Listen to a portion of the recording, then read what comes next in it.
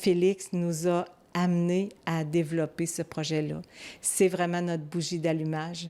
Michel Lafontaine a fondé l'organisme J'ai mon appart en 2018. Après 4 ans d'efforts, de demandes de subventions, de collecte de fonds et de demandes gouvernementales, elle est parvenue à offrir à son fils et à 11 autres personnes leur propre appartement adapté à leurs besoins.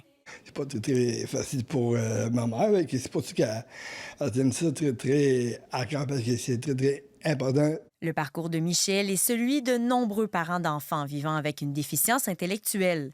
Jongler avec les besoins particuliers d'un enfant et la création d'un organisme est loin d'être évident. Mais aujourd'hui, Québec vient d'annoncer un nouveau cadre réglementaire qui leur facilitera la vie. Auparavant, déposer un projet était tout un casse-tête. Une demande pour un logement au ministère de l'Habitation, une autre demande pour des services au ministère de la Santé, deux entités qui ne communiquaient pas ensemble. Dorénavant, ce qui change, c'est que déposer un projet pour une demande de logement avec des services s'effectuera au sein des deux ministères concernés. Les délais seront plus courts, le processus simplifié. Tout un changement pour des projets qui, finalement, changent la vie des gens.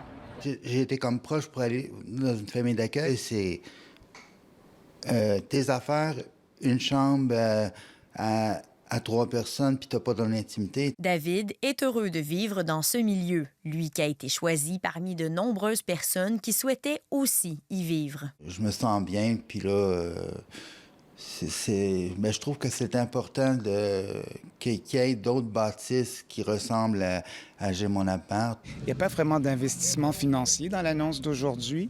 Bien que le nouveau cadre réglementaire soit grandement apprécié, les organismes sur le terrain continuent de réclamer plus de fonds pour la réalisation de leurs projets, alors que les besoins sont de plus en plus grands.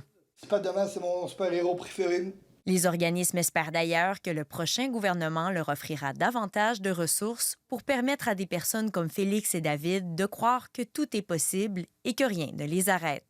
Ici Alexandra Fortin, Radio-Canada, Shawinigan.